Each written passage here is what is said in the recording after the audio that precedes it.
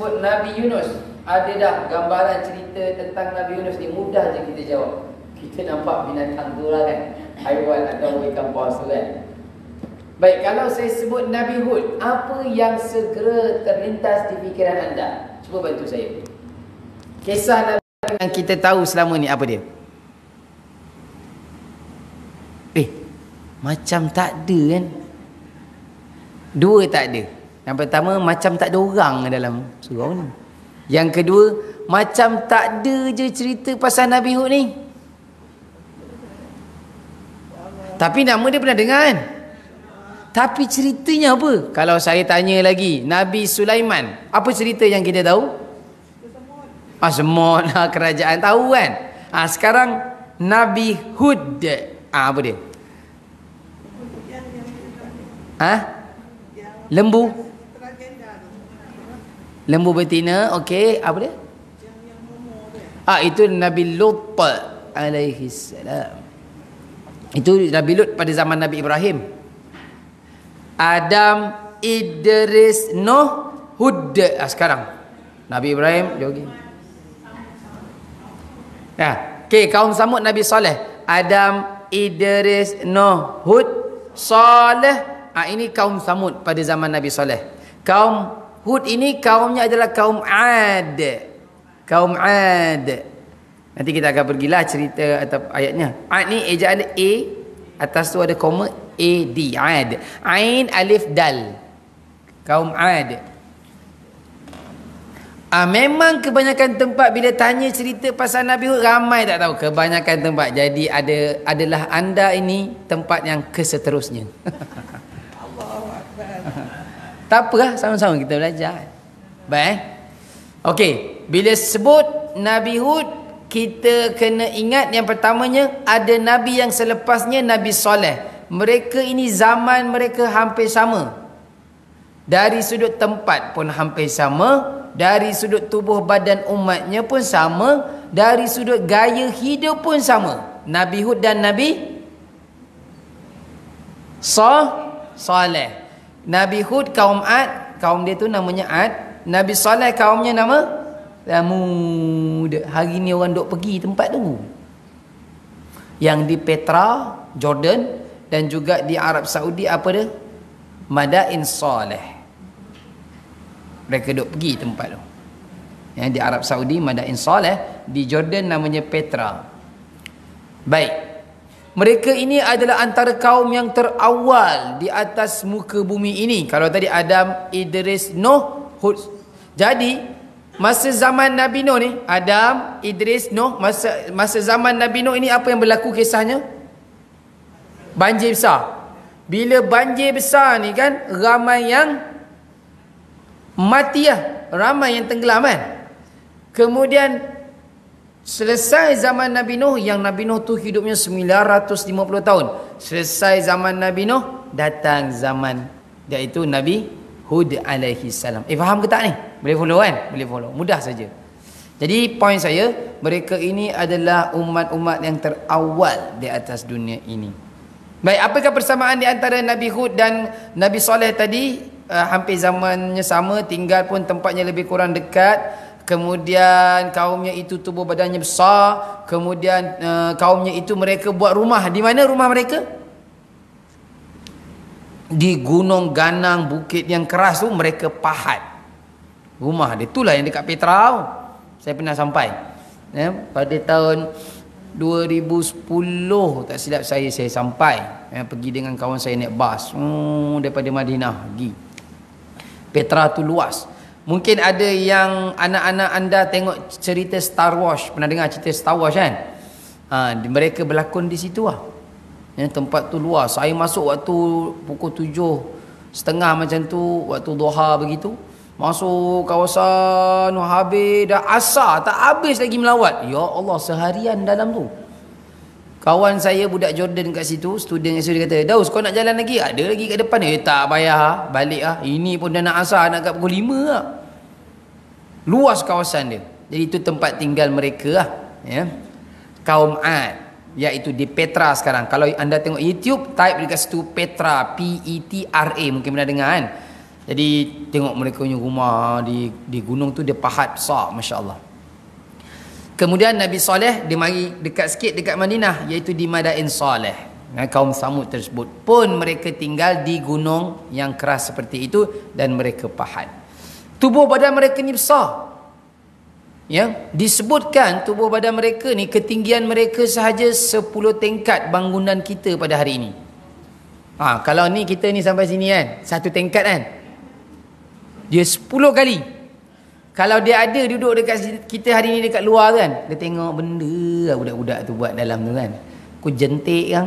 Maksudnya kalau dia jentik je kita, terbang kita. Weh, besar betul. 10 tingkat Baik. Walaupun, sebab itu Allah kena ceritakan pasal dua kaum ini dalam Al-Quran. Pengajaran dia apa dia? Walaupun mereka itu tubuh badan mereka besar, macam tak boleh kita nak terima pada hari ini, tetapi Allah azab mereka dengan begitu mudah, iaitu dengan cara sayhatan wahidan, iaitu dengan satu pekikan suara, sayhatan wahidatan, pam, mereka mati terus. Oh, dahsyat. Okey, mungkin kita bertanya, kenapa mereka buat rumah dekat Gunung Ganang? Pertamanya mudah bagi mereka. Gunung Ganang tu dah macam selevel mungkin dengan pinggang, dengan bahu dia sahaja. Dia duduk pahat gitu je. Itu pertama. Yang kedua, mereka buat dekat situ sebab mereka minta bukti daripada Nabi Hud dan Nabi Saleh. Apa bukti korang ni adalah Rasul dan Nabi? Tolong datangkan azab. Dia minta azab. Bila lepas mereka minta azab, mereka lari buat dekat rumah dalam gunung itu. Mereka rasa mereka boleh selamat dengan azab-azab. Sebab mereka tahu yang zaman sebelum mereka tadi ada banjir besar, zaman Nabi Nuh alaihi salam. Sebab mereka tak pandai buat rumah. Gitulah mungkin pemikiran mereka. Jadi mereka duduk di dalam Gunung Ganang itu, mereka rasa mereka boleh selamat. Tiba-tiba rupanya Allah azabkan mereka dengan apa tadi? Dengan cara bagaimana tadi? Dengan satu pekikan suara sahaja. Mati terus. Dan hebatnya Allah azab mereka ini, mereka kena pada malam hari. Besok pagi ni macam kita pagi ni kan, orang lain yang hidup tu datang kat tempat mereka, tak ada orang. Disebutkan seolah-olah mereka macam tak pernah tinggal kat tempat tu. Pelik tak azab ni? Dahsyat kan? Seolah-olah macam ni. Kawan kita datang rumah kita petang semalam. Sembanglah anda berdua dengan dia depan pintu pagar rumah anda. Dia pun tegur, ni daun pokok mangga ni banyak jatuh, tak sempat sapu ke kak? Kita pun kata tak sempat lah apa semua. Besok pagi dia datang lagi pagi macam ni. Dia datang nak sembang lagi. Hilang terus daun pokok mangga tu sebab kita lagi awal sapu pagi tadi. Sampaikan dia kata, bukan ada ke pagi tadi ada daun petang semalam banyak sampah dekat sini? Dah tak ada. Begitu keadaan Allah azabkan mereka itu. Dahsyat.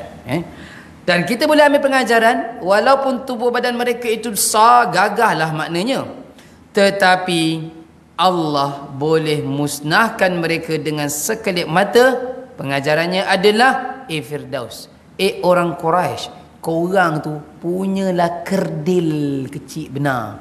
Kenapa ada rasa nak lawan Allah? Ayat tu berbunyi bagaimana? Surah Yasin. Awalam yaral insanu anna, hujung-hujung surah Yasin, buktikan anda membaca surah Yasin. Baca lain Ustaz, ngapal lain. Pandai jawab kan.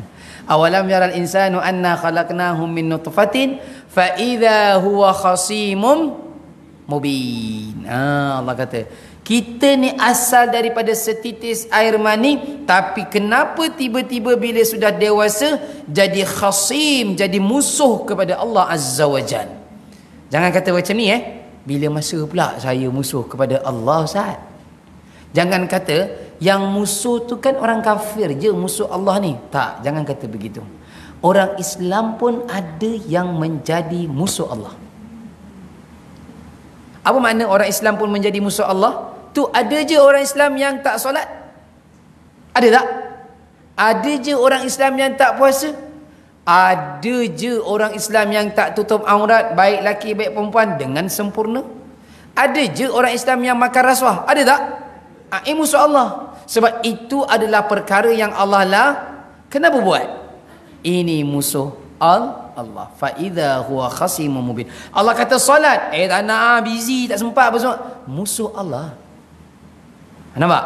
Sebab itu membaca Al-Quran, walaupun ceritanya ketika ayat itu turun kena kepada orang-orang kafir, tapi sabar, berhenti. Mungkin ada terkena pada diri kita terhadap orang-orang Islam itu sendiri. Boleh? Baik, mari kita pergi pada surah Hud ini. Muka surat 221, temanya adalah bersederhana dalam membela kebenaran. Bersederhana dalam membela kebenaran. Kalau dalam surah Yunus yang lepas, temanya adalah beriman dengan qada dan qadar. Itu tema surah yang lepas. Adapun surah Hud ini temanya adalah bersederhana dalam membela kebenaran. Baik, ketika saya sebutkan bersederhana dalam membela kebenaran, apa yang anda faham?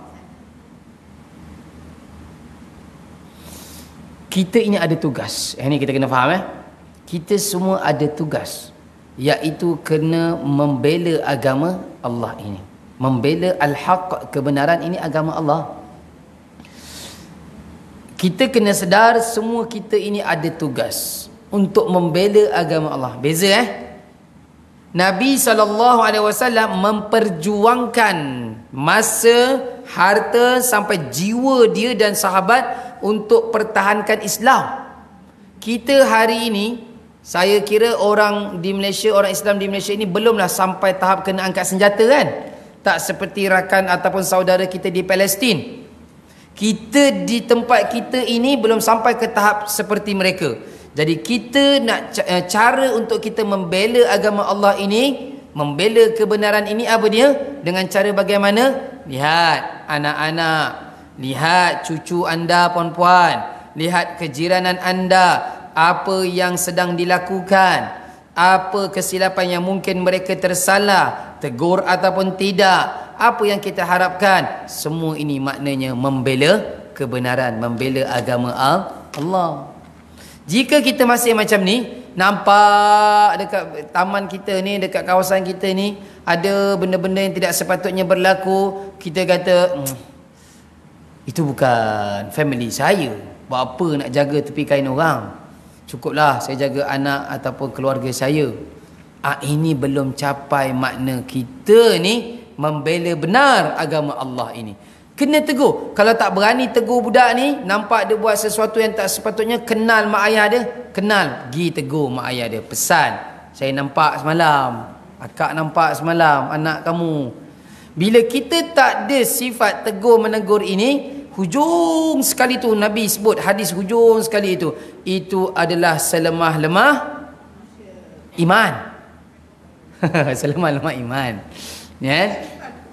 Nampak sesuatu yang maksiat, yang tidak betul, yang tidak baik, kita kena tegur bil lisan, bil yad, dengan kuasa. Kemudian yang kedua dengan lisan, pergi tegur dia dengan mulut kita, berikan kata-kata nasihat. Masih tak boleh dengan lisan pun saya tak mampu, sebab hari ni ada, bila kita tegur nanti apa dia? Apa jadi? Dia aim kita, dia aim dua, ataupun dia balas kat situ juga kan. Apa makcik kacau semua, contoh kan. Tu dia aim, aku kenal makcik ni, tahu aku kereta dia apa warna, tahu aku rumah dia kat mana. Nampak? Jadi kita kadang-kadang tak nak tegur sebab-sebab macam ni, betul tak? Berlaku. Jadi kalau sampai ke tahap kita tidak tegur, itu adalah selemah-lemah iman. Jadi tolong sama-sama kita tegur, pesan kepada anaknya. Baik, jadi tema surah Hud ini tadi membela, bersederhana dalam membela kebenaran. Kalau kita ada yang bawa buku ni, ke surat 32 kan. Hud bermaksud Nabi Hud lah.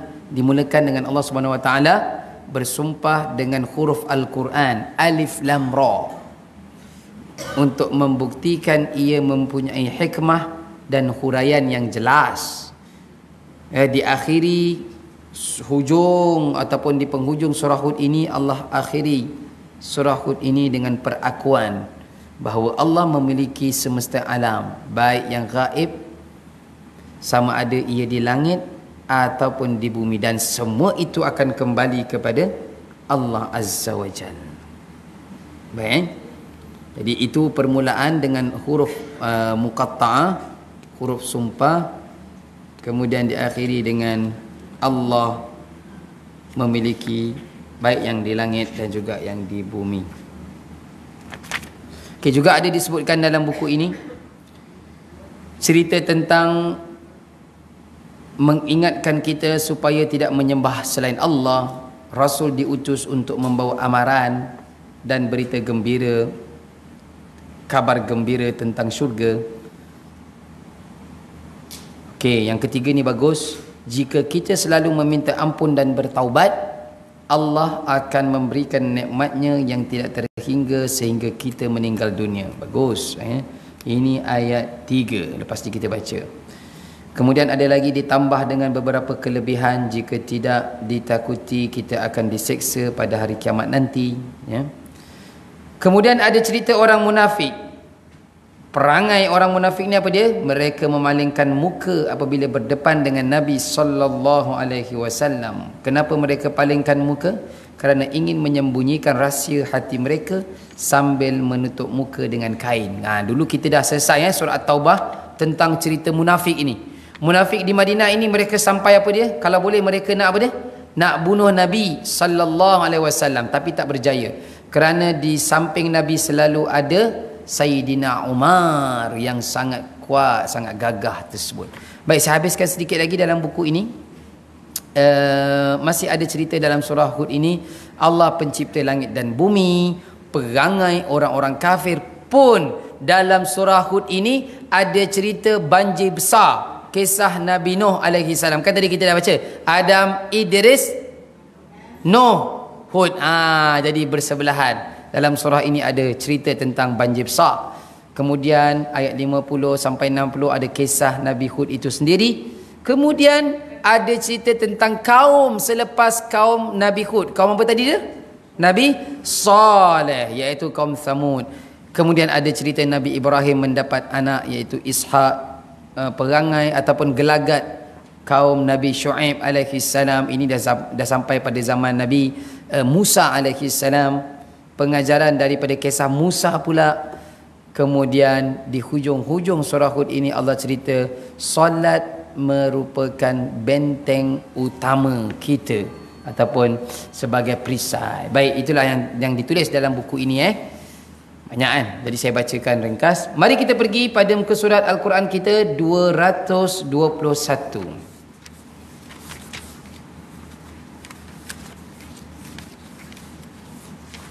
Okey.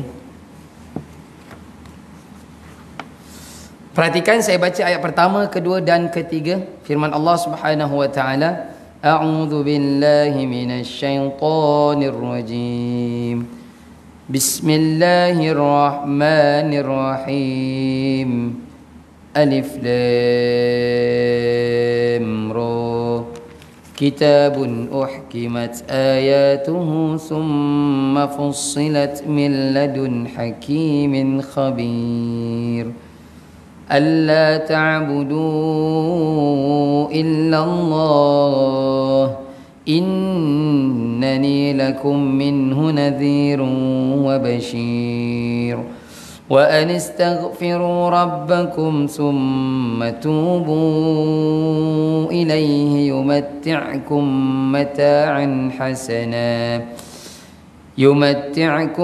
متاعا حسنا إلى أجل مسمى ويؤتي كل ذي فضل فضله وإن تولوا فإني أخاف عليكم عذاب يوم كبير. Alif Lam Ra. Inilah kitab yang ayat-ayatnya disusun dengan rapi. Kita baca dulu terjemahannya ya.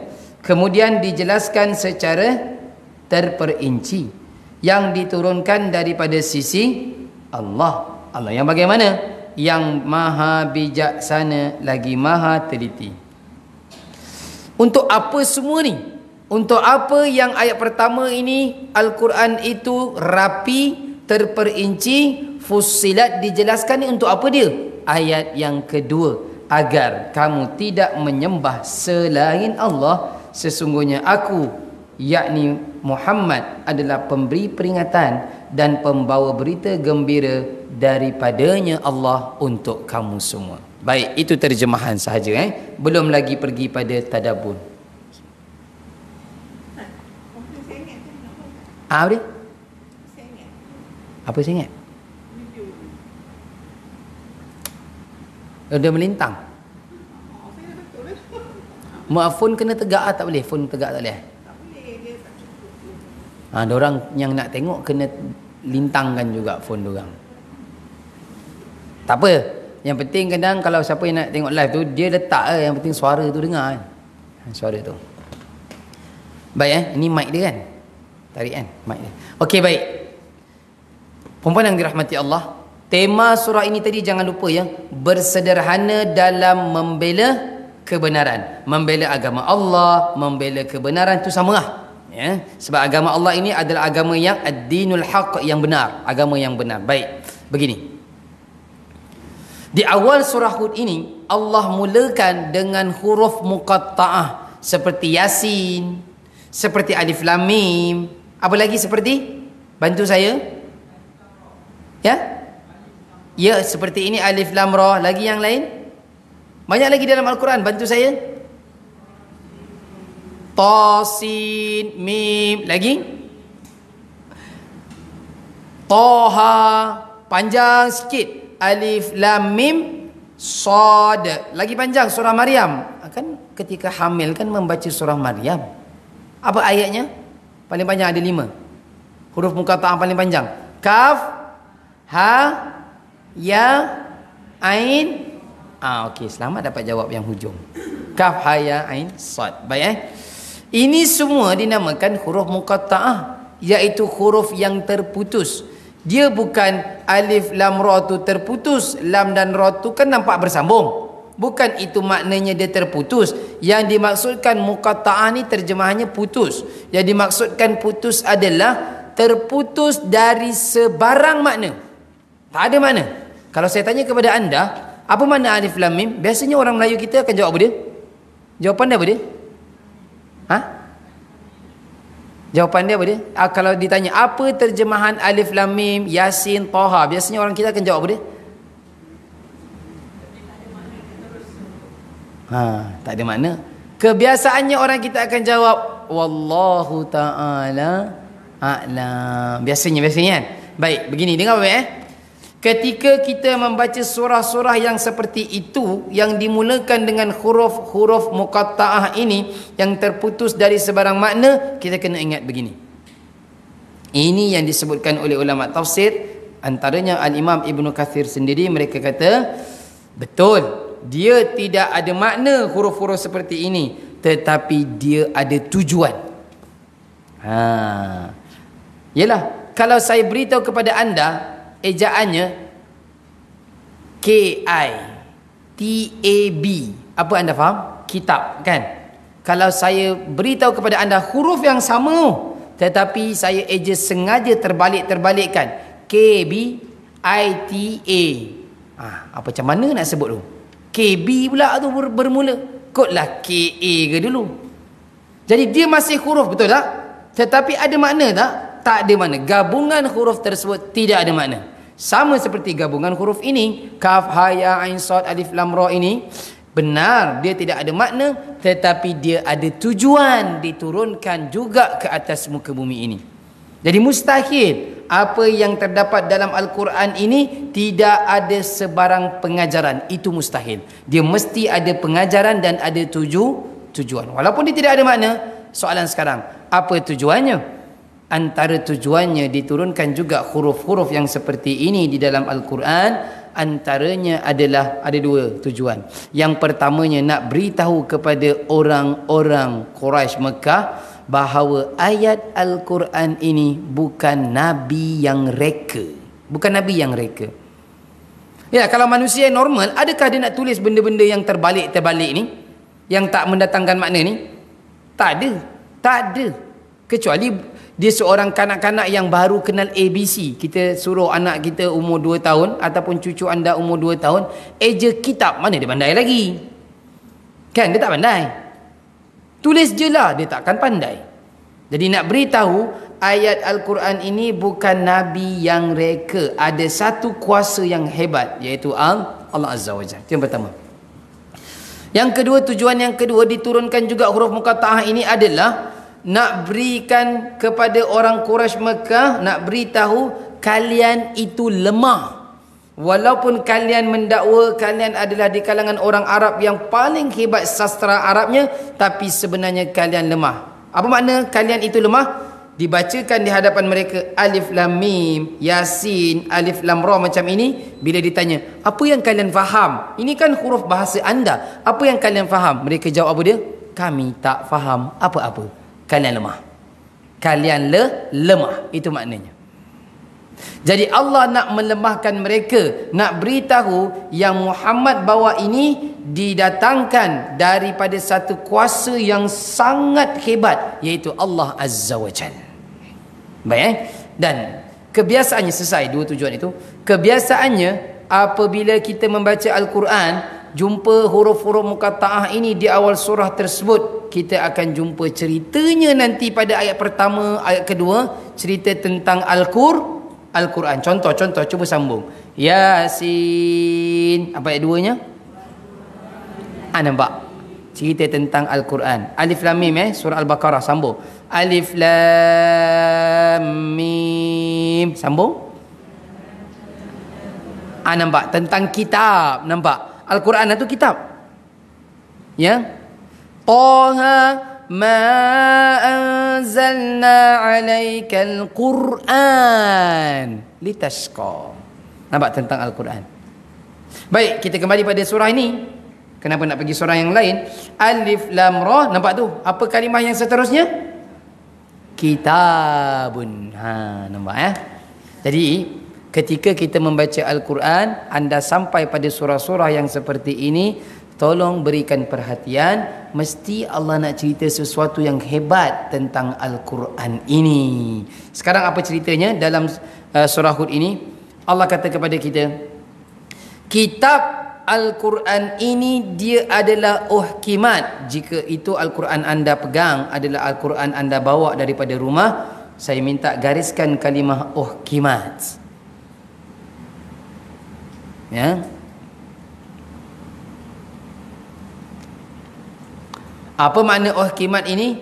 Dia telah uhkimat ini disusun rapi.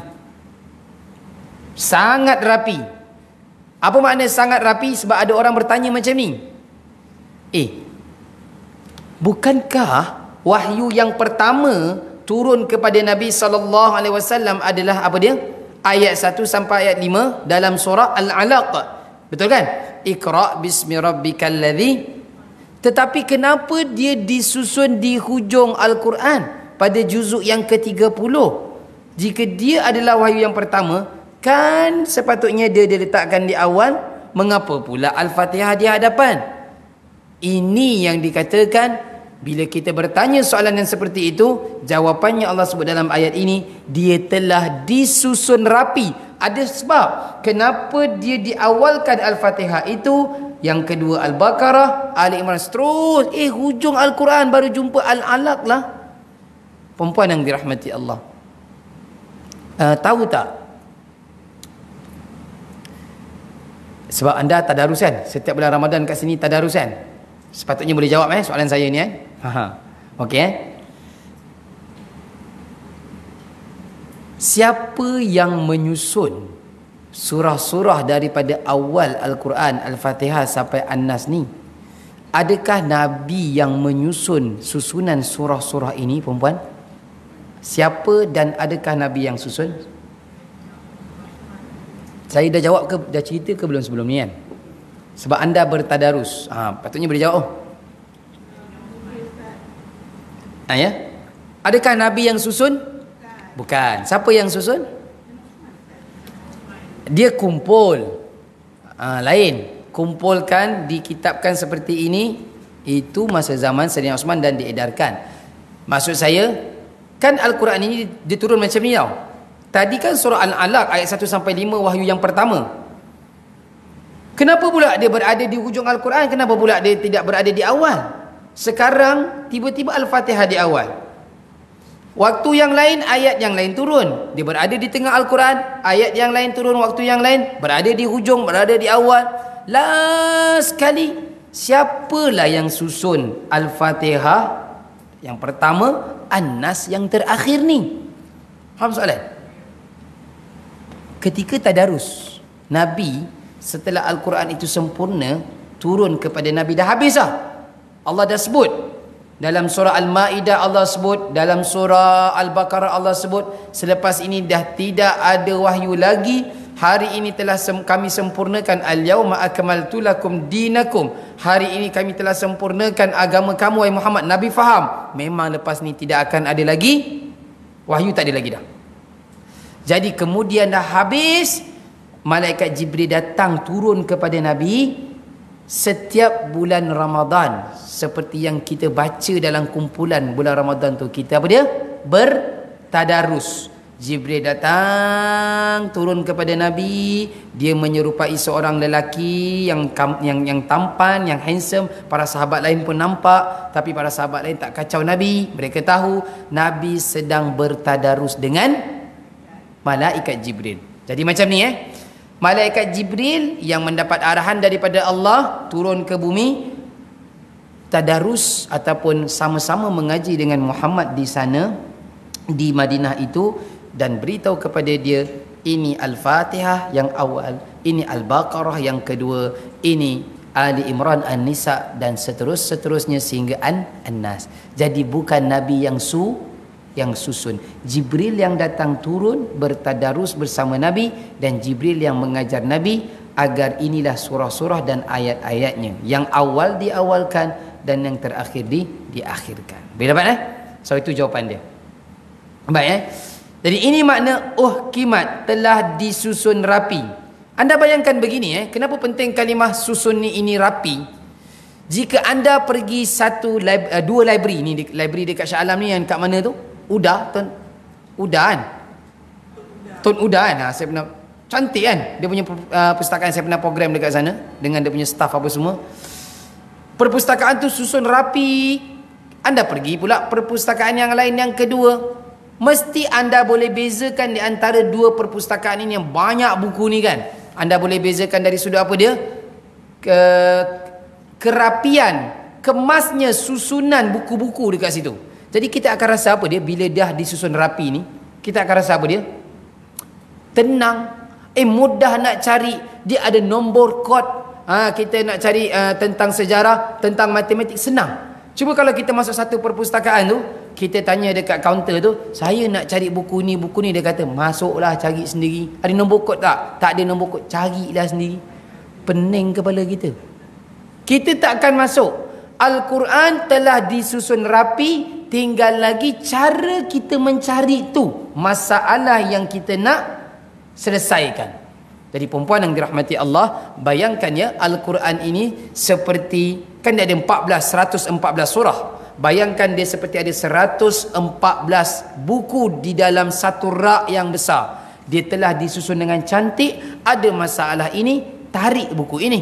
Itu surah ini Ada masalah itu, tarik surah ini.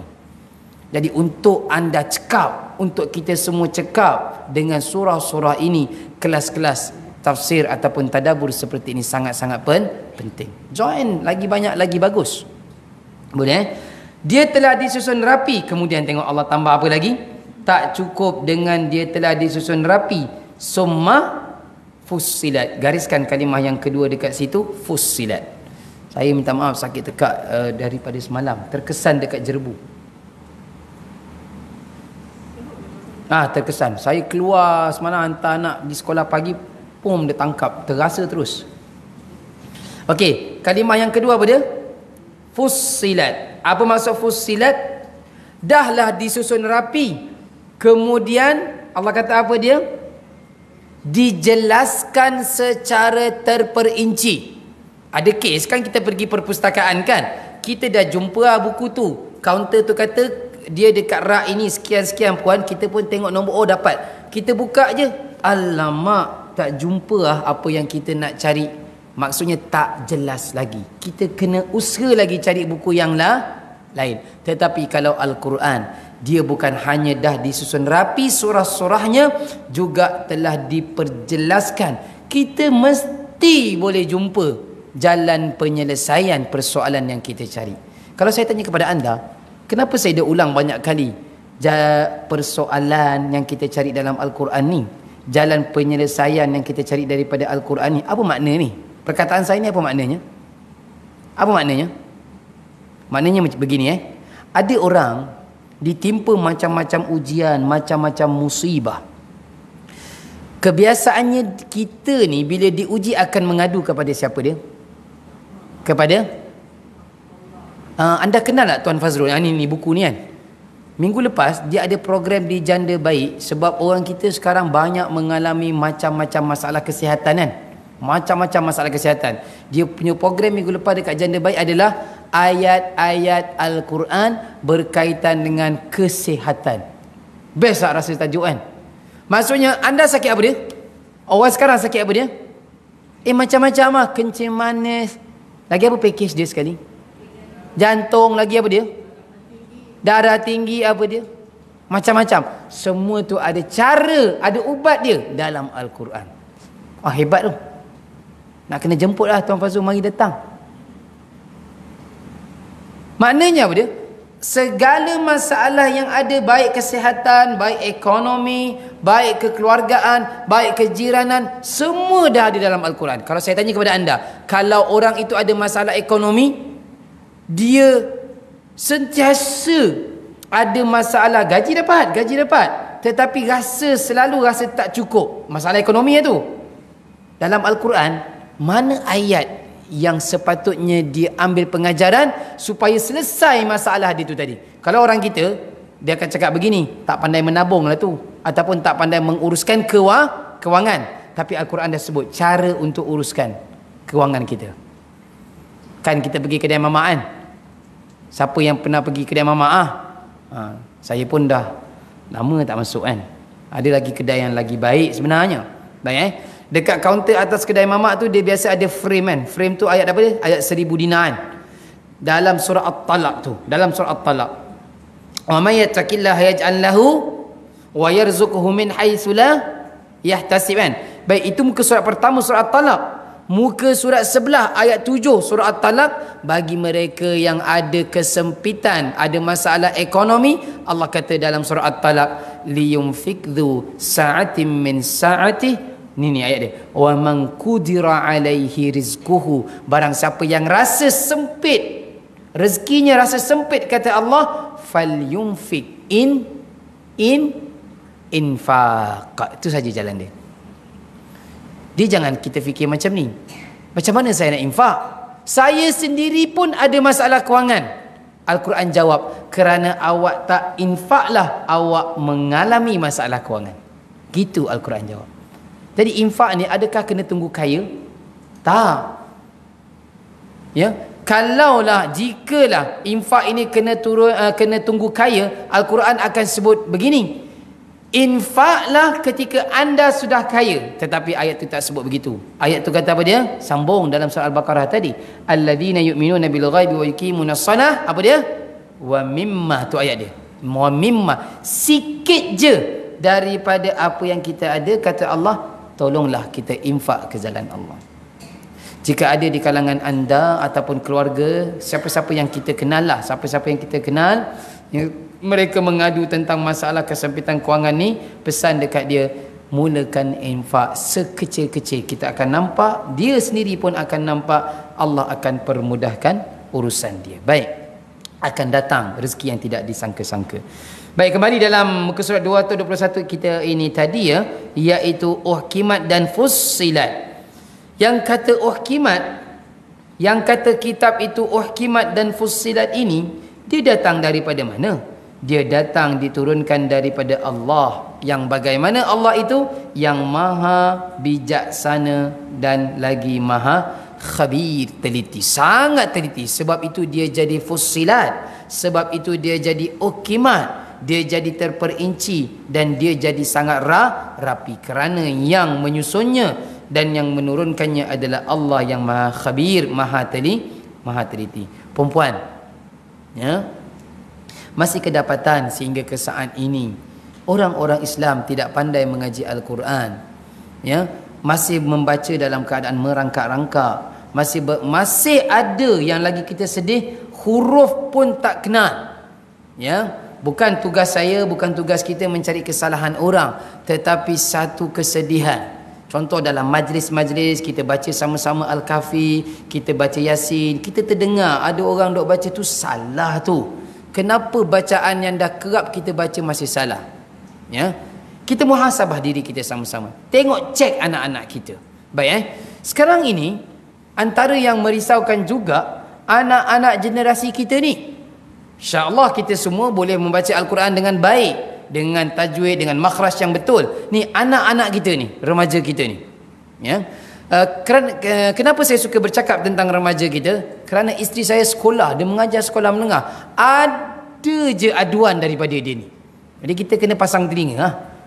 Kalau tak dengar kan merajuk pula dia. Jadi baru-baru ni dia mengadu tentang apa dia?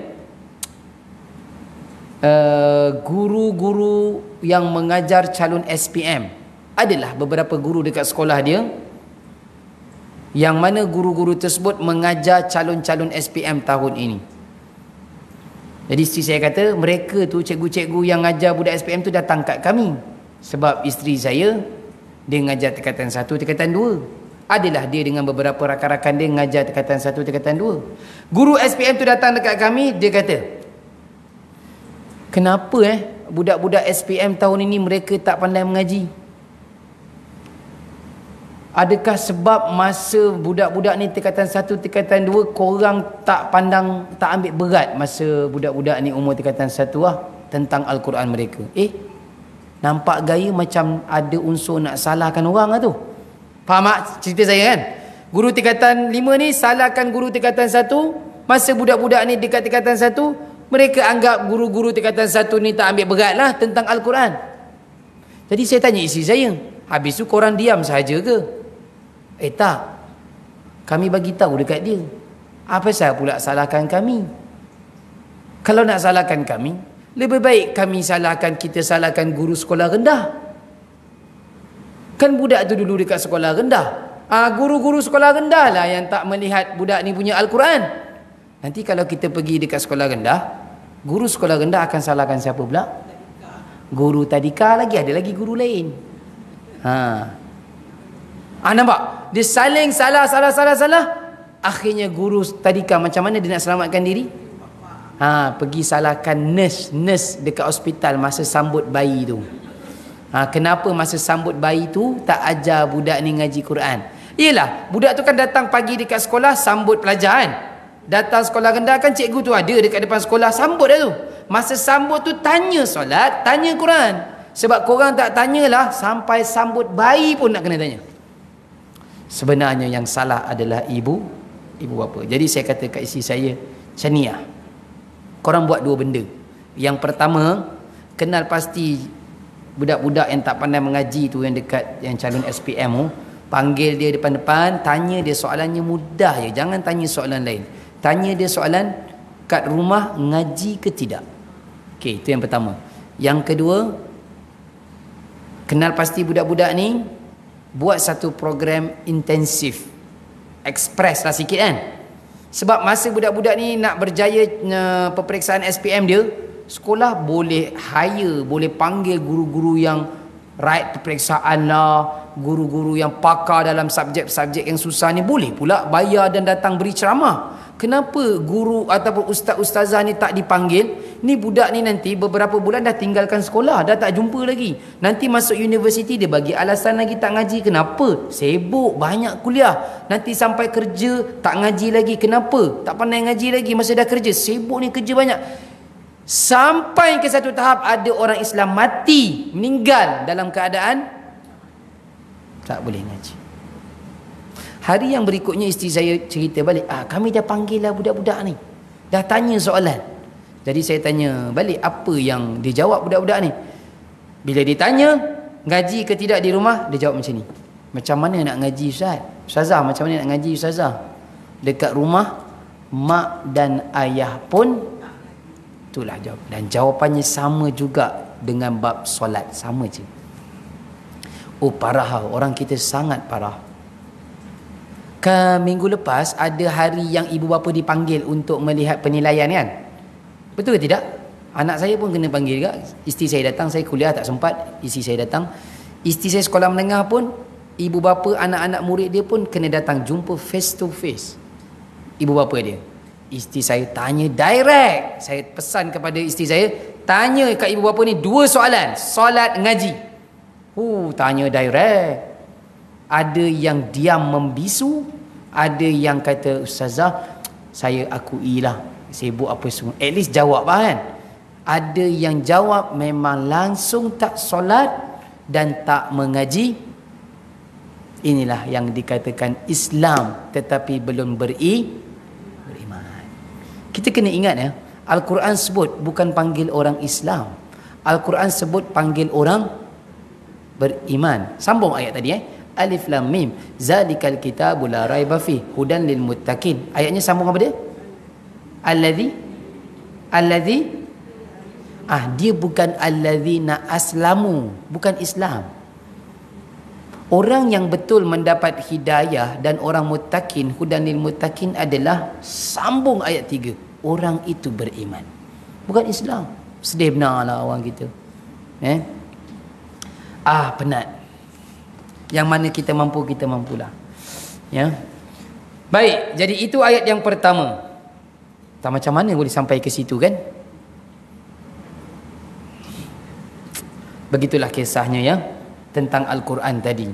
Dia telah rapi, dia telah lengkap. Ada lagi orang Islam yang sengaja tak nak membaca dengan betul, apatah lagi faham. Sibuk sangat dengan dunia. Sibuk sangat. Baik, pergi pada ayat yang kedua. Kenapa Al-Quran itu Allah sebut dia rapi dan terperinci, dan mesti juga Allah sebut Allah itu maha bijaksana dan maha teliti? Supaya apa dia? Jawapannya, supaya kamu semua tidak menyembah selain Allah. Sesungguhnya aku Muhammad adalah pemberi peringatan dan pembawa berita gembira daripadanya untuk kamu. Ini antara sebab Al-Quran ini diturunkan, perempuan. Antaranya adalah kerana dia mesti jelas, jangan samar-samar. Kenapa dia mesti jelas? Supaya umat manusia tak boleh sembah selain Allah. Pertama. Yang kedua, Al-Quran ini mesti jelas dan lengkap, terperinci pula kerana di dalamnya mengandungi peringatan. Juga yang ketiga, kerana di dalamnya mengandungi berita gembira. Kalau saya kata peringatan, apa antara ayat-ayat yang berbentuk peringatan? Ayat-ayat tentang apa dia? Rasa-rasa ayat-ayat tentang apa dia peringatan ni? Tentang solat. Kalau tak solat apa dia? Adalah balasan dan azabnya. Berita tentang berita gembira dalam Al-Quran apa dia? Tentang syurga, tentang nikmat di alam barzakh, tentang tadi infak, nanti Allah akan luaskan rezeki kamu. Ini semua berita gembira. Perempuan yang dirahmati Allah. Jadi apabila kita melihat ada lagi di kalangan orang Islam yang hidupnya sering ditimpa dengan ujian dan musibah, jawapannya senang je. Ada yang dia belum settle dengan Al-Quran. Itu sahaja. Ada belum lagi dia settle. Swiss ataupun buku-buku surah-surah dalam Al-Quran, ayat-ayatnya masih lagi ada yang belum dia jumpa ataupun dia mencarinya. Baik, ayat ketiga. Dan hendaklah kamu memohon keampunan kepada Tuhanmu dan bertaubat kepadanya. Nescaya dia akan memberikan kenikmatan yang baik kepadamu sehingga waktu yang telah ditentukan. Saya titik dahulu di situ. Tuan-tuan, perempuan, dalam ayat 3 ni, cuba garis kalimah ini. Istaghfiru. Nampak tak kalimah tu? Istaghfiru ni apa dia? Istighfar lah. Ya. Kemudian kalimah ni, tubu. Jumpa tak kalimah tu? Ini dua kalimah yang penting ya dalam ayat ini. Okey, tengok saya baik-baik ya. Buat dua benda ni, Allah akan beri yang ini. Apa dia? Yang pertama yang kedua apa dia? Taubat. Allah akan berikan apa dia? Yumatti'kum mata'an hasana, iaitu kenikmatan. Apa terjemahannya tadi? Kenikmatan yang baik kepada kamu. Itulah tadi saya katakan, bila dalam Al-Quran ini, bila seseorang itu dengan Al-Quran tak selesai, dia mesti akan hidup penuh dengan masalah. Tak rasa hidup ini nikmat, hilang kenikmatan. Yang paling kita takut adalah rasa, yang paling kita takut Allah cabut nikmat beribadah. Ini sangat kita takut. Ibadah ni nikmat. Apa makna ibadah itu nikmat? Contoh ibadah yang sedang kita buat tu terasa nikmat. Contohnya membaca Al-Quran, contohnya solat. Orang yang solat disuka imam tu baca lagi panjang lagi bagus. Bila dia kenapa panjang sangat, pendek boleh tak? Dia kena sedar nikmat solat tu sikit demi sedikit mula hilang. Nikmat baca Al-Quran ni bagaimana? Lagi baca, lagi rasa nak baca, lagi lambat dia tutup Al-Quran. Tapi bila baru baca 1-2 muka surat, rasa cepat nak tutup, kita kena sedar ada sedikit nikmat membaca Al-Quran yang telah tercabut daripada diri kita. Jadi yang paling ditakuti tadi apa dia? Nikmat beribadah. Takut kita jika Allah cabut ataupun hilangkan. Baik, perhatikan di sini ya. Tadi saya minta anda gariskan kalimah istaghfiru dan juga tubu kan. Istighfar ini terjemahan dalam bahasa Melayu kita apa dia? Bantu saya. Istighfar dalam bahasa Melayu kita apa dia? Mohon ampun, mohon keampunan. Taubat dalam bahasa Melayu kita apa dia? Taubat berhenti. Kan? Belum lagi. Kita pun dah sampai, alamak, macam tak jumpa terjemahan. Padahal tu bahasa Arab tu. Kita dah lama guna dalam bahasa kita. Taubat dalam terjemahan yang tepat adalah kembali kepada Allah. Dalam kamus taubat, dalam kamus Arab, taubat terjemahannya adalah rujuk' ilallah, kembali kepada Allah. Jadi penting, istighfar dan taubat ini penting. Puan-puan yang dirahmati Allah, kenapa dikatakan istighfar dan taubat ini penting? Kerana mana ayatnya ya? Sekejap.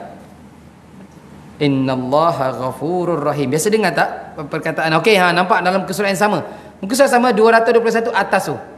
Ni surah Yunus ayat 107. Ni cuba tengok saya ni kat sini. Nampak ni? Wa huwal ghafur. Nampak ghafur kan? Okey. Ghafur ini dia daripada asal kalimah ghafara, ampun. Istighfar tadi anda gariskan dekat dalam surah Hud pun asalnya ghafara, ampun. Jadi begini kita kena tahu tiket. Kalau dalam ayat 107 surah Yunus yang wa huwal ghafurur rahim, al-ghafur dan ar-rahim, dua ini merupakan tiket untuk kita masuk syurga Allah. Kita masuk syurga Allah bukan sebab banyak kita ibadah ya. Kita masuk syurga Allah sebab Allah ampunkan kita dan Allah rahim, berikan kasih sayang kepada kita. Untuk dapat ghafur dan ar-rahim ini kena beribadah. Jadi macam ni, tengok saya baik-baik Ini tisu. Bayangkan ini seperti kertas tiket. Tiket ni putih ni tiket. Kita nak pergi bawa anak-anak kita pergi ICT kat sini kan. Kan dia ada tiket yang biasa, ada tiket yang ada fast lane, ada yang lagi mahal unlimited, tak apa kan, ada beza-beza kan. Baik, ketika kita pergi dekat kaunter nak beli tiket tu, dia akan tanya, "Cik nak tiket, puan nak tiket yang mana?" Kita pun tengok, oh yang ni saya sanggup bayar, kita bayar. Maksudnya lagi mahal kita boleh bayar, lagi susah ke lagi mudah untuk kita masuk, dan lebih senang ke payah kita kat dalam ICT tu? Lebih mudah. Macam-macam kemudahan kita boleh guna. Baik, ketika kita nak masuk syurga Allah, ada dua tiket yang terbesar yang mesti ada saat kita nak bagi salam dekat malaikat Ridwan. Assalamualaikum, dia pun jawab salam. Dia tanya, nak masuk ke? Yalah, nak masuk ni. Apa tiket you? Kita pun tengok ni. Ada tak cukup lah puan, saya buka pintu, duduk ambil angin je lah ya. Faham ke tak ni? Tetapi kan syurga itu dia ada tingkatan-tingkatan kan. Yang paling tinggi syurga apa dia? Ni yang duduk depan ni. Jadi itu yang kalau tiketnya dekat situ dia tulis sop. Oh, bila malaikat Ridwan kata ini penuh ni, bang, paling atas bang. Ada kurang sepatutnya 10, awak ada 5. Laluannya sini syurga awak. Nampak? Dekat dunia pun ada, akhirat apatah lagi. Perempuan yang dirahmati Allah, maka tiket yang paling asas untuk kita masuk syurga Allah adalah Ghafur dan Ar-Rahim. Pengampunan dan juga kasih sayang. Pengampunan daripada Allah dan kasih sayang Allah. Jika tertulis itu di tiket kita nanti, maka kita dibenarkan masuk. Kemudian list-list yang seterusnya lah yang membezakan tingkatan mana kita di syurga Allah nanti.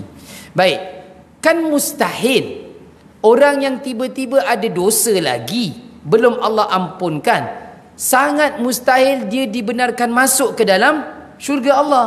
Mustahil lah. Sama macam kita nak masuk tadi zoo negara ke ICT, ya, ada benda tak selesai, mana boleh masuk, payment tak habis. Perempuan yang dirahmati Allah, jadi saya minta tadi kita garis kalimat istighfar kemudian taubat. Ini dua tindakan yang kita kena buat agar Allah berikan maghfirah, keampunan kepada kita, dan juga Allah menerima taubat kita. Di dunia Allah berikan apa dia? Yumatti'kum mata'an hasanan, kita akan rasa nikmat hidup ini. Di akhirat kita dapat tiket syurga tadi yang ayat atas tu, surah Yunus, wa huwal ghafurur rahim. Dunia akhirat dah dapat. Boleh habiskan sedikit lagi terjemahan ayat ini. Dan dia akan memberikan kurniaannya kepada setiap orang yang melakukan kebaikan. Dan jika kamu berpaling, maka sesungguhnya aku takut kamu akan ditimpa azab pada hari yang besar, iaitu hari kiamat. Nampak tak? Nabi pesan kepada orang Quraisy Mekah, pastilah juga kepada kita. Nabi sangat takut jika kita tidak beristighfar dan tidak bertaubat kepada Allah. Nabi sangat takut Allah akan timpakan azab, bukan hanya di dunia, tetapi jauh yang lebih ditakuti adalah pada hari kiamat. Perempuan, tak susah rasanya istighfar ni kan? Ucapannya apa dia? Astaghfirullahalazim. Di mulut kita.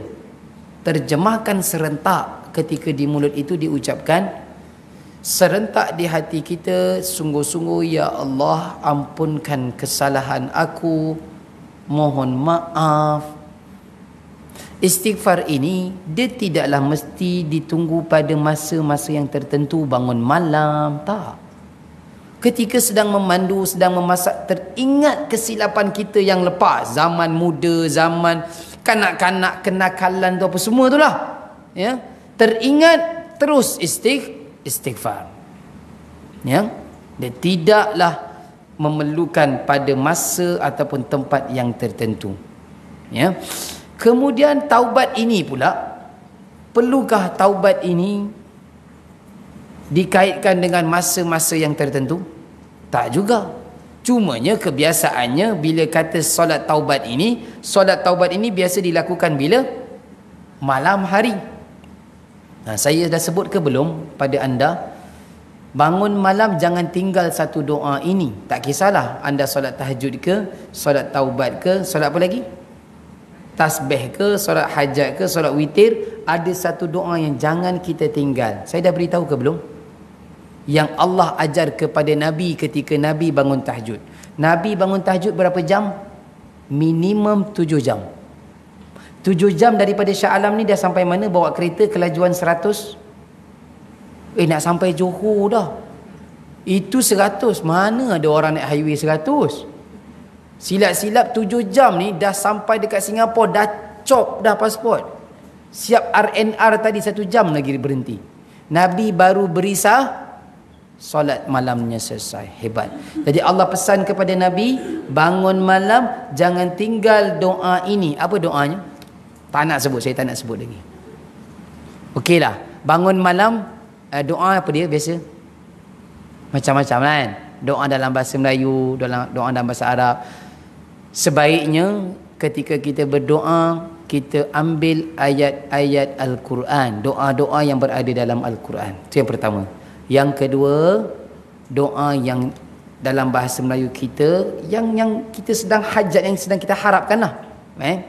Itu yang kedua. Yang ketiga ini, yang mungkin dia agak umum lah.